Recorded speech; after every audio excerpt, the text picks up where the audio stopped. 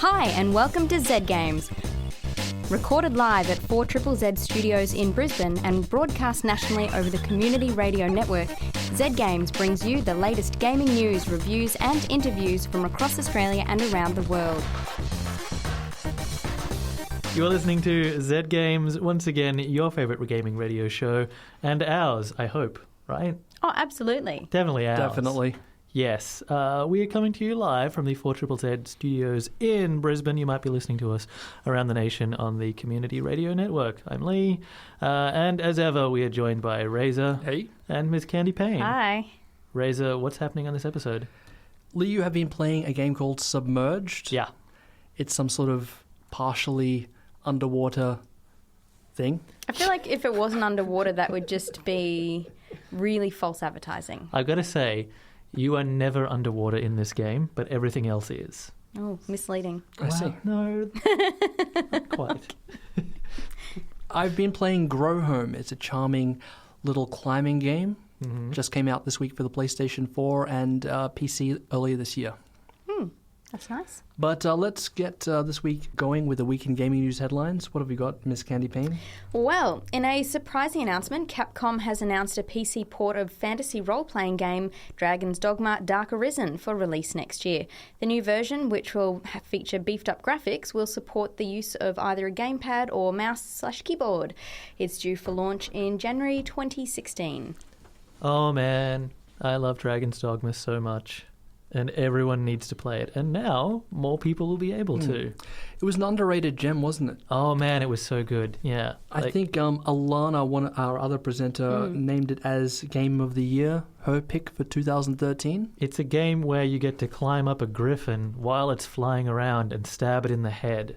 Like, yes, 10 out of 10. Yeah.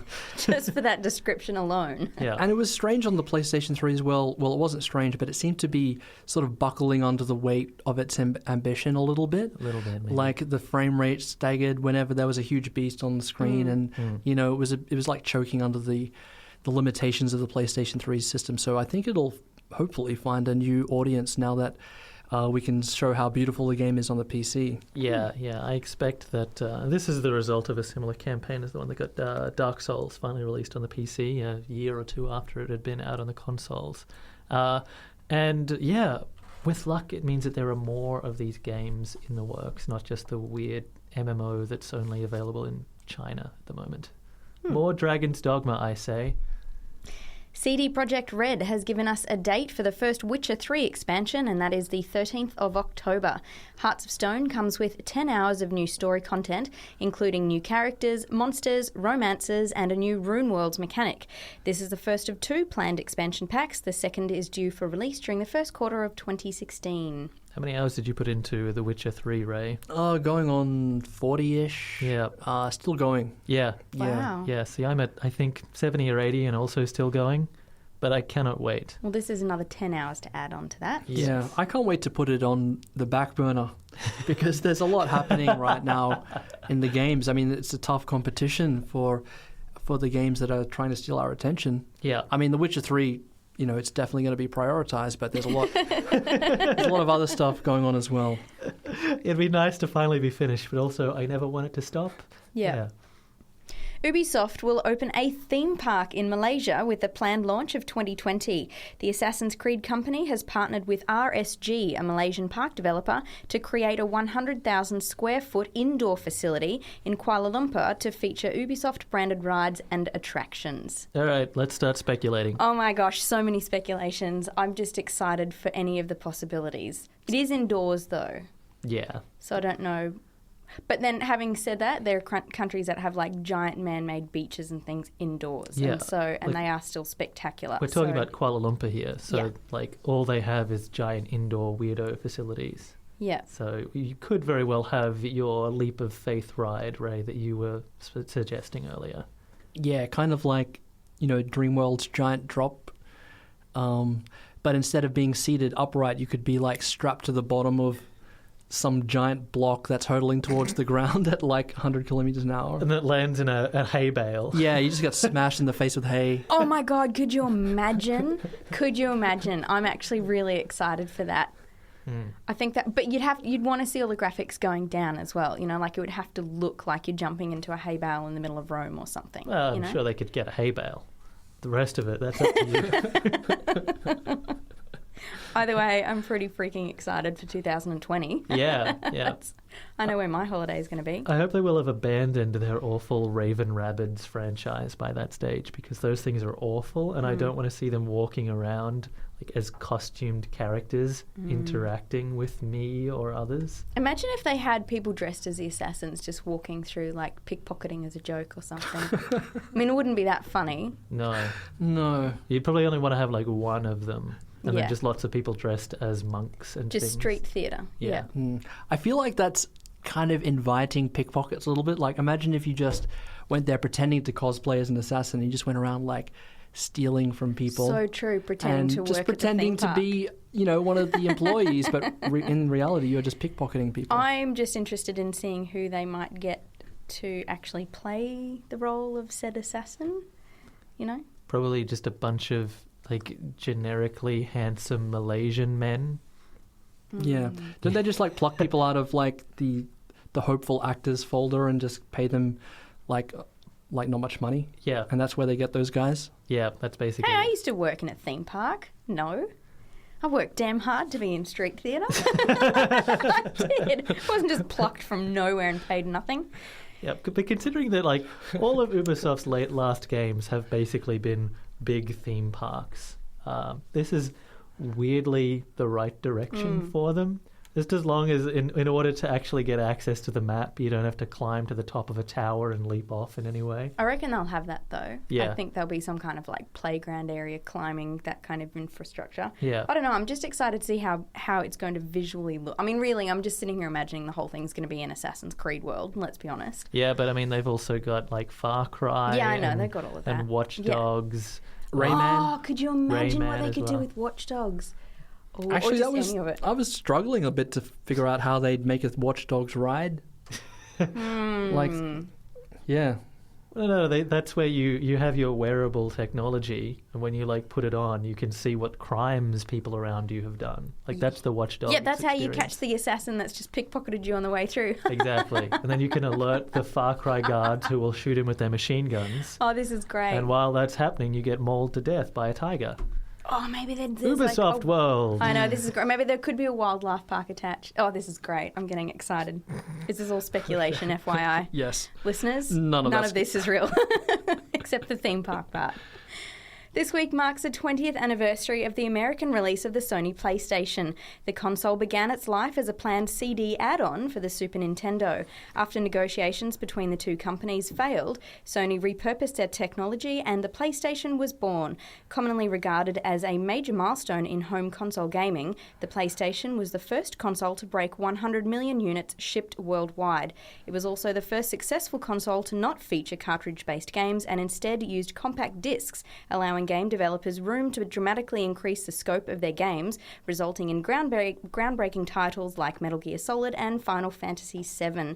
The PlayStation, with games targeted at late teens and adult gamers, acknowledged the demographic that was largely ignored by Nintendo and Sega. You have PlayStation memories, Ray? Yes, I was an owner. Well, actually, I received a second-hand PlayStation from an older cousin. He let me borrow it for a few months. Oh, yeah? And that was a great couple of months. Yeah. Yeah, Games that like makes- Demolition Derby Yeah. and the original Grand Theft Auto. I remember playing. That was a game changer. That makes me feel old. Well, you are old. No, I didn't think so until I heard that was a 20th anniversary. Now I do feel old. Yeah. Yeah, I let's remember- not dwell on that though, thanks. I remember renting one for my birthday over the Yeah. weekend, and it came in a metal case that it was welded into. Yeah, I remember when you can go to the video store and hire consoles for like $18 plus a $30 deposit. Yeah. Yeah. And the games. Oh, gosh. Those are the days. Kids these days don't remember what that is. Yeah. But I don't know what consoles are anymore either. What's a video store? What? The design of the controller was also quite revolutionary, wasn't it? I mean, before that, the best controller we had was the Super Nintendo one, which was kind of ovular, but still not really fitting for normal adult-sized hands. Like the PlayStation came along and had like 2 big grips, Yeah. and you could really hold on to that thing and really play the game that way. Yeah, it had a lot of other weird stuff as well, like the use of analog. Did the PlayStation 1 have analog buttons, or was that included in the PlayStation 2? I can never remember. Yes, it didn't ship with an analog stick like controller, but it was introduced like halfway through the slide. No, not the stick, but I'm talking about the buttons themselves were analog. Oh. Yeah, so you actually had like resistance the whole way down, which is why you could do stuff like, use them in the same way that you can use triggers now. It was weird. Anyway. Yeah, but didn't they abandon that analog button thing with the PlayStation 3? Yeah. Yeah, that was a stupid idea. I remember playing Metal Gear Solid, a game which is almost unplayable these days, the original one. And to aim your gun, you'd have to half press the square button to aim, fully depress it, and then release it to fire. I mean, that's clumsy as heck. Yes. Wow. That's ridiculous. You're listening to Z Games. That was Tim Scheel with credits. Razor, you have been playing Grow Home, a game released by Ubisoft earlier in the year. That's right. It's not like one of those huge Ubisoft games, those blockbusters like Watch Dogs or Assassin's Creed. It's more along the lines of Child of Light or Valiant Hearts, one of those indie-esque games that they've put out. So it's got a very indie flavor, this one. I actually hear that the developers worked on this kind of in secret, and then when it was basically ready to go, showed it to the executives at Ubisoft to say, hey, we kind of made this game, maybe we should release it. And fortunately they liked it, and also no one got fired. So that's great. It really has an indie feel. Like it's polished and looks great and looks amazing, but you can tell it started off as like a very simple project. What's the deal with it? So you control, in the third person, the Botanical Utility Droid, or Bud. He's a little charming red robot. And the cool thing about Bud is that he's procedurally animated. So he's not like Ezio or the dude from Watch Dogs, where he's just going through the motions of a scripted animation. It's a very physics-based game. So he's got this wobbly giant head that bobs around like a bobblehead? Like a bobblehead. And it kind of just flaps around in a strange way depending on the way you move him. And there's no scripted animations. Basically, the laws of physics govern where his limbs and head move. And it leads to a lot of interesting little interactions. Like, for example, you could be running along an edge and the momentum of your enormous head doesn't let you stop quickly. So you just go tumbling over. Oh my gosh, that's adorable. Yeah. So if you think of games like Octodad, games like that where it's physics-based rather than animation-based characters, it's a bit like that. But unlike that game, you're not in constant battle with the control scheme. That's not the point of it. And you actually develop a kind of gracefulness as you learn the controls. What's the point of the game, I guess? That was my next question. That's a good thing to lead into. Ask yourself the questions. You're a little alien droid, and the aim of the game is to reach the heavens. So you start off on the ground. Listeners, he's actually pointing to the ceiling right now. I'm pointing to the heavens. For some reason, growing the star plant to the spaceship will somehow save this alien race. I'm not exactly sure, how that makes sense, but that's the aim of the game. You start off on the ground, and you're in quite a small little environment, but you've got this plant that you have to sort of grow. There's little shoots that come out of it. You ride them. You get onto them, and you grasp them with both hands, and then they shoot out, and you can kind of semi-control it, but not really. Like, if you push left, it'll veer off wildly to the left, and you have to correct. But these shoots grow out, and they attach themselves to these floating islands that are suspended in the air. And once they're attached, they're permanent fixtures of the world. Okay. So you have to climb them to get up higher and higher and higher and so on. Is there a giant at the top? A giant? You're like, like Jack and the Beanstalk? Yes, I'm glad you got where I was going. No giant. But yeah, it is Jack and it's Jack and the Beanstalk-esque. There's no real other robots like you. There are little animals, wildlife that populate some of the islands, then you can actually grab them and put them in these little robotic hubs to analyze them for, the benefit of the species kind of thing, research. Right. Okay, interesting. Yeah. Now, the central mechanic is climbing. It essentially turns into this giant climb fest. So what you've got is 2 robotic arms. Mm-hmm. Each of those arms is controlled by the left and right triggers. Lee, you and I like to talk about how we like it when games, the controls of the game to reflect, The physical action. The physical action. Yeah. So this is very much like that. When you approach a surface, you'll see 2 little blue and red colored icons where your hands are going to go, and then you push the buttons in to grasp it. Okay, great. And so you kind of, when you climb, you put one hand down, you move your other hand up, plant it, and then so forth and so on. Mm-hmm. So every place that you put your hand has to be calculated. Right. And it's like this crazy climbing simulator in that way. And it's not like Assassin's Creed where it's like a scripted climb where you've got like, okay, You there's press up and he just jumps. there's that little brick that's fluidly. sticking out. Yeah. Yeah. There's that, that perch that you have to go on. It's like everywhere is climbable. And if you shoot the plant out in a wrong direction or it's in a whack way, you have to deal with that and climb with it. So it sounds very tactile. Yes. And there's little thankfully you don't have to climb all the way up. It's about a 2-kilometer climb in-game sort of metrics. How did you work that out? Because there's a meter. Oh, okay. Well, A that makes it easy.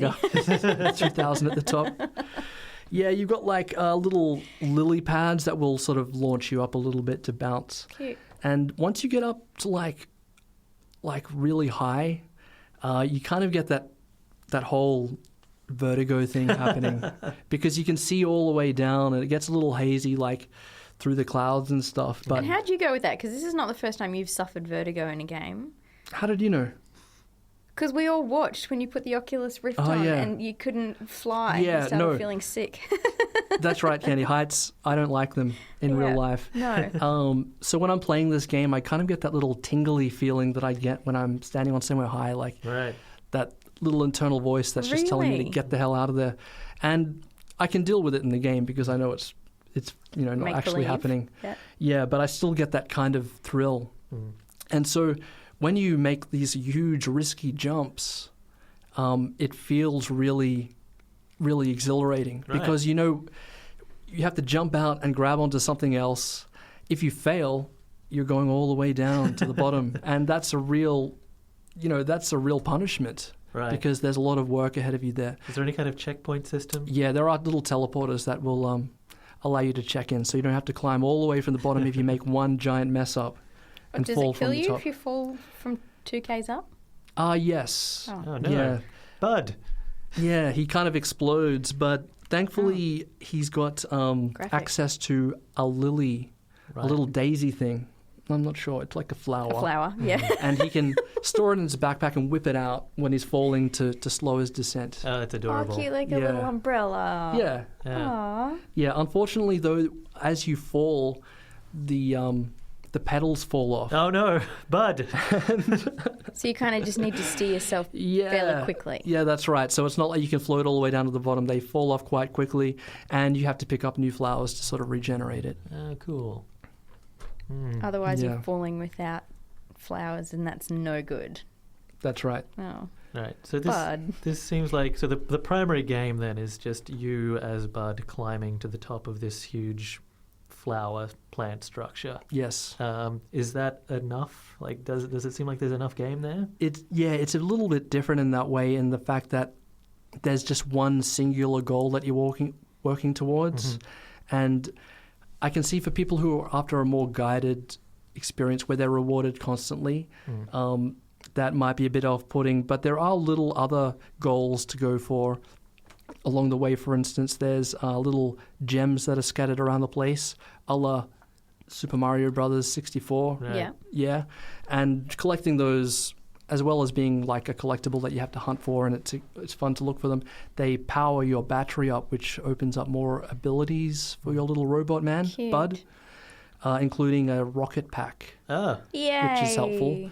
It's kind of weak at the start, when you fire the rocket pack off the ground, it's really feeble. But if you use it in conjunction with a large jump, it really can propel you. Boosts. Yeah. And one of the first things you unlock is also the ability to zoom out the camera so that you can actually see what's going on around you. Interesting, Which is, you have to unlock that. yeah, it is interesting. But yeah, no, I appreciated that. It sort of makes you appreciate the scale as you go along, because that's the key word with this game, scale. As the game progresses and you get higher and higher, the enormity of the world kind of dawns upon you, and it's not like a large geographic area like Skyrim or anything. It's very vertical. And that's kind of cool. Like, I haven't really seen that explored much in games, like a huge vertical world. What are you seeing around you? Like when you're climbing, does it just look like you're climbing through space and it's all dark, or yeah, there's what are you looking clouds, at? there's fog. There is a day-night cycle, although nice. monsters don't come out during the nighttime. Good. And there's a sun that sort of goes around. Is that just reassuring yourself with that statement? No monsters, everybody. It's all good here. Yeah, no monsters, which is scary. good. Yeah, and as you get further and further up, you can kind of see the curvature of the planet that you're on, Oh, cool. Cool. which is a cool little feature. Yeah. So you're loving it then? It's fun, yes. It's a short little game. Once you get to the top, it's done and dusted. You can go back and look for gems. You can go back and try and scan in more animals and creatures and plants for the database. But, it's quite short. You could get it over with in a few hours. But there is replayability, I think. Like, if you want to go back and do it quicker, I think that's a little challenge you could set for yourself. And also the fact that when you determine the direction of the plants, like, that's something that stays in the world. So you can kind of craft a different world every playthrough. Yeah, it seems which like is kind of cool. The climbing element has a skill to it as well, something that you actually could improve upon and then go back and enjoy being much better at doing that, right? Yeah, the first little while of playing this game was a constant struggle with, like, against the control scheme. And at first I thought it was like, okay, this is like QWOP or something like that. This is just some crazy uncoordinated robot, and part of the fun is just trying not to die because he's so uncoordinated. But it actually gives you more control as you learn the system. And Do you think then that would take away from the experience if you went back and replayed it, but you were just an ace at climbing? not necessarily. I Okay. think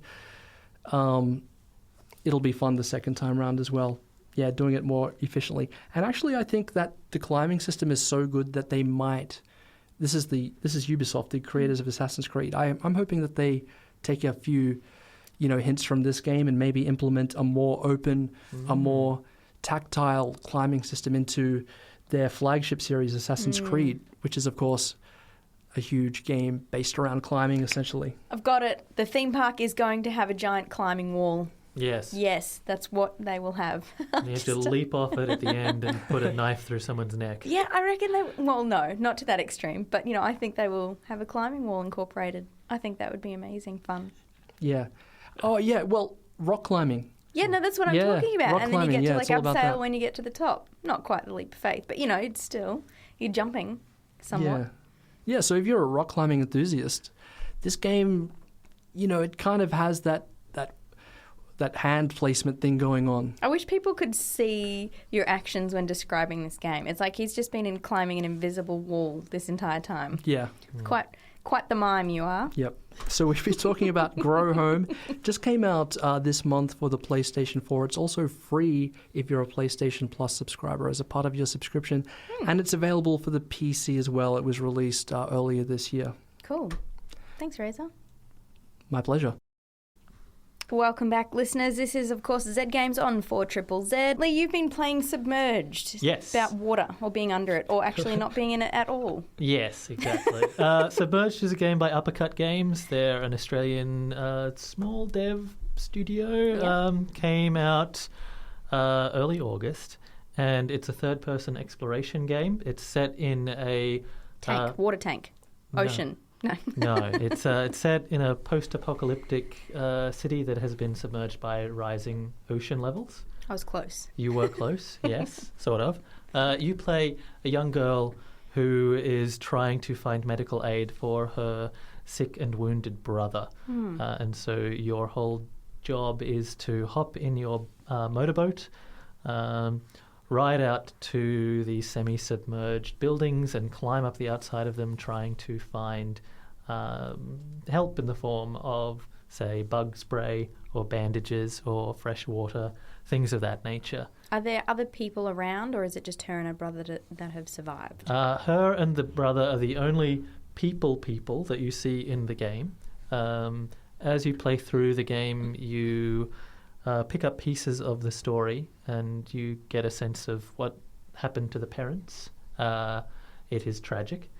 And there are also, this is not actually a spoiler, but it seems like it would be, there are strange, like, proto-human things covered in moss and algae that you see walking around in the buildings as you're clambering about, that you don't really ever get a chance to interact with. They're very mysterious.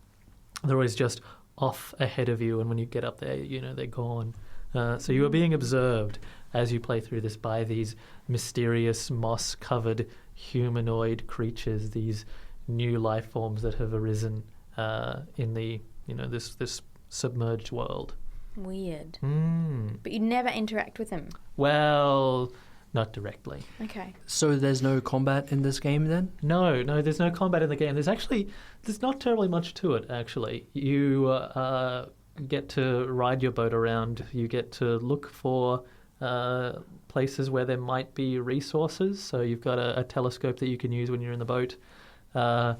You buzz around and you can get upgrades. You can find upgrades for your boat that make your boat faster.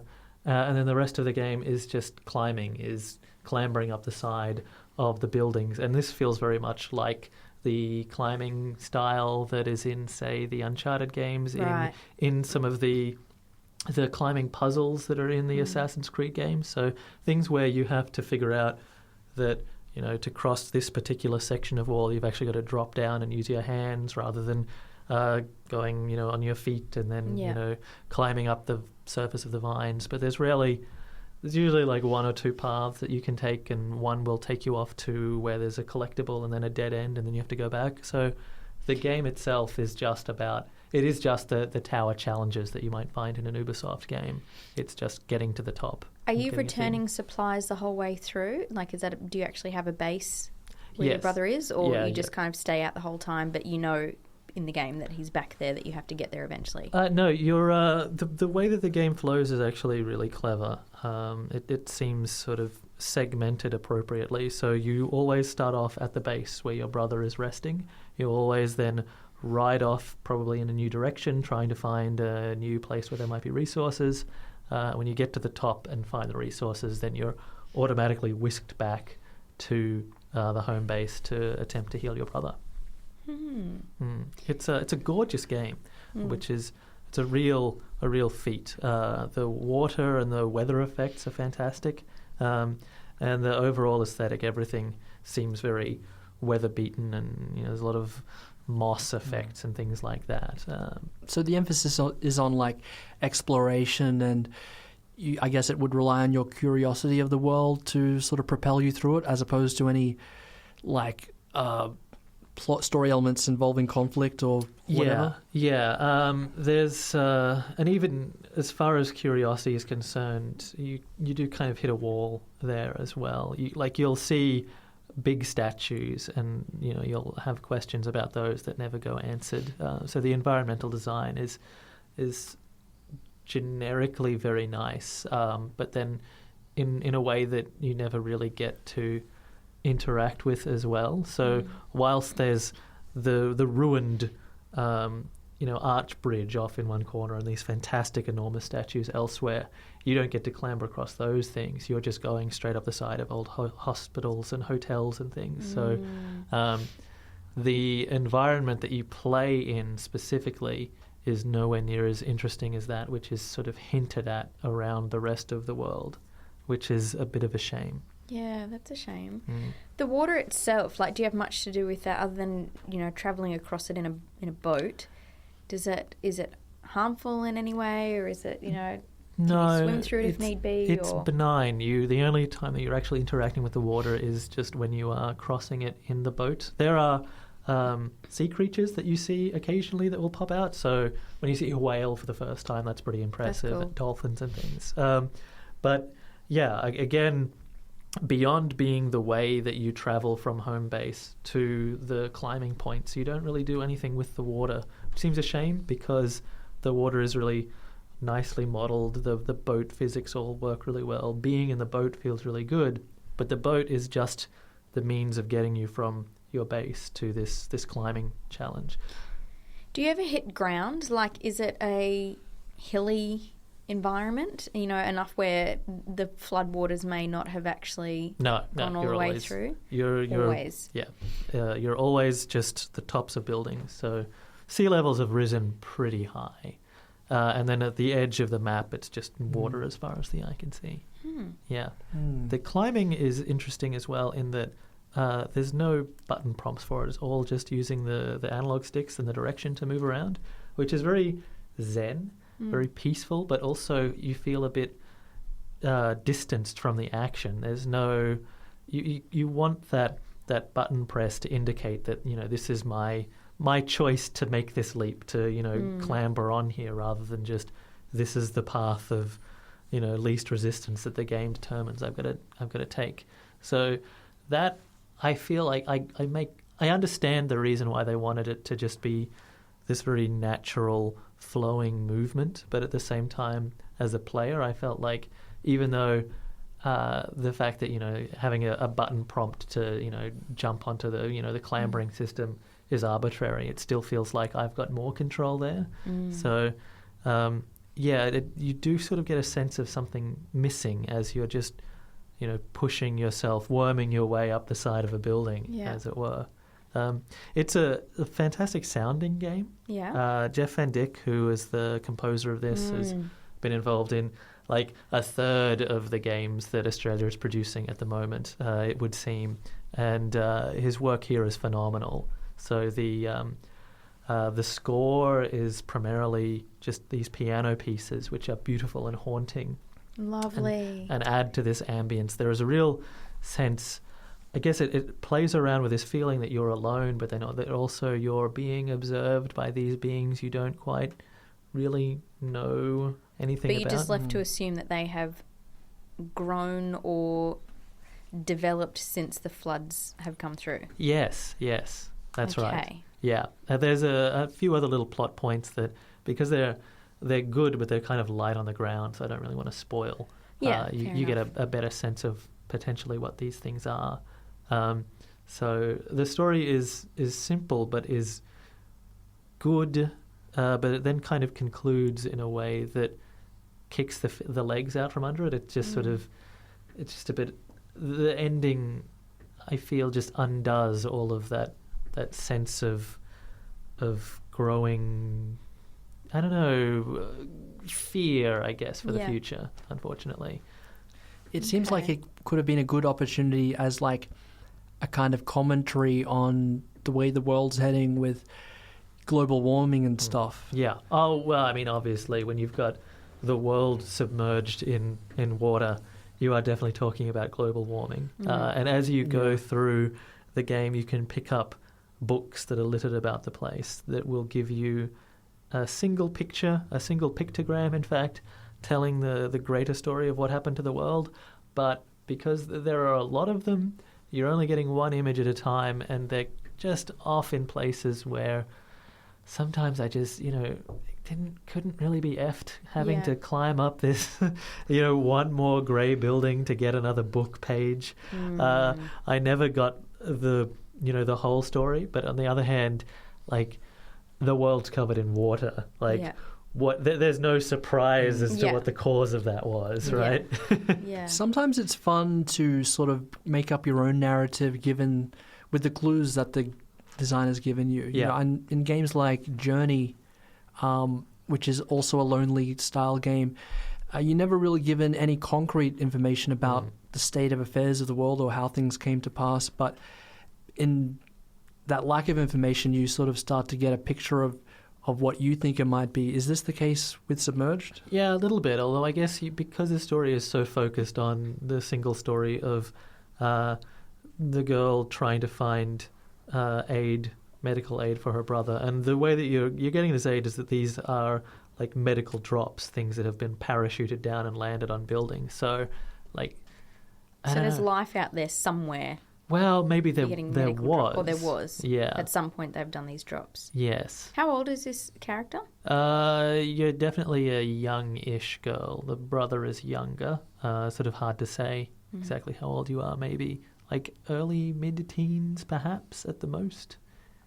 Is there enough in this to keep you going? Like, if you weren't doing this because you were reviewing it today, like, is there enough with just the climbing and the collecting things to warrant playing through to the end? My feeling with collectibles these days is that they can get stuffed in general.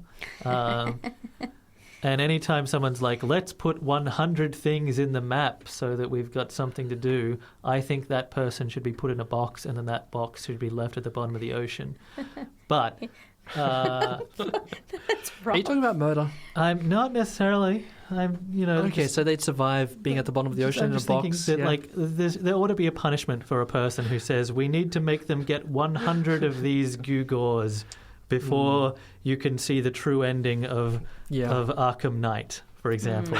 Okay, like, so the artificial padding, here's a treadmill, and you have to go around 1,000 times to see this. Yeah, and if you want to hide your story behind the collection of 100 bits that you've thrown throughout your landscape, then maybe you're not taking your story too seriously, and maybe you're not respecting my time as a player.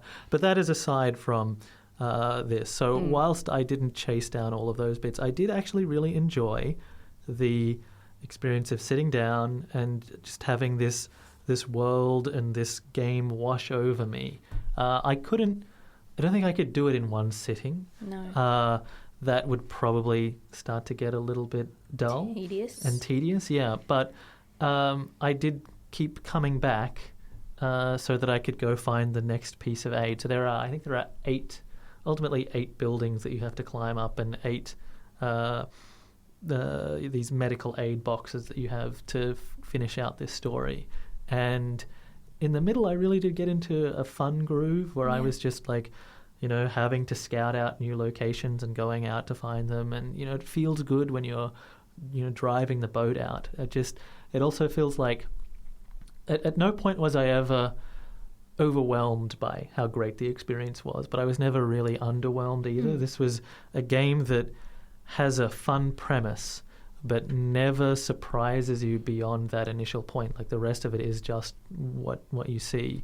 And so that's disappointing, because I was hoping that they would be able to take it in further directions beyond that initial, like, here is a sunken world, it's really neat, go around in it. But that said, that complete experience was something that I enjoyed seeing through to the end, and it was also something that was relatively simple to see through to the end as well, without ever getting too dull or too dreary. And you've played roughly how many hours? Oh, it would only be a handful of hours. Okay. Yeah. Yes, it's a fairly short experience, but it's a good one. So Submerged is available now for Steam. Yes. Is it also a console game, or is it PC only? Yeah, it's on PlayStation 4 and Xbox One as well. Yeah. Cool. And it's an Australian developer, right? Yes, it is. So Uppercut are a bunch of developers. I believe some former BioShock developers as well. Yes. Cool. Thanks, Lee. Next up, I'd just like to do another reminder. Pay your pledge for Radiothon. Yes. 5 p.m. Monday, the 14th of September. That's your last That is the deadline. Yeah. So come in person. 264 Barry Parade in the Valley is where we are. Office hours 10 to 4 weekday, or noon till 3 p.m. on a Saturday. Or if you've got a credit card, call us 32521 during those same office hours and speak to one of our very friendly receptionists. They'll take your details, and you will be in the draw for all of those fantastic gold prizes. Yay! So many prizes. So many prizes. Yep. Worth it. And that's going to bring us to the end of this week's episode of Zed Games, guys. Aww. Thanks so much for your company. Back next week at the same time. Lee, we have a website and social media accounts, right? Damn straight we do. You Yep. can find us at zgamesau.net or Facebook us at facebook.com/zgamesau. Razor, what are we talking about on next week's episode? Mad Max. Mad Max. Yes. Whoa. The Wasteland. Yeah. I don't know whether I'm more surprised that we know what we're talking about next week or that it's Mad Max. Yeah. So Exciting. you and I have been journeying along the Fury Road. Yep. You've got the Furiosa hairstyle already. That's good. Oh, thank you, Lee. Yes. Yeah, I've got a kind of steampunk thing happening here. Yeah. Sure. Yeah. It's definitely not the Mel Gibson haircut, that's for sure. Yeah, Mad Max, interestingly, he's not Mel Gibson in this one, is he? No, nor is He- he really Tom Hardy. He's kind of a weird amalgamation of the two actors, Yes. saving them, no doubt, quite a lot of money in licensing, Absolutely. while still being true to both incarnations of Mad Max. Yes. Very clever. But we'll be hearing more about that on next week's episode when we talk about Mad Max. We'll catch you guys next week. Take care. Be excellent to each Bye. other. See you next week. Bye.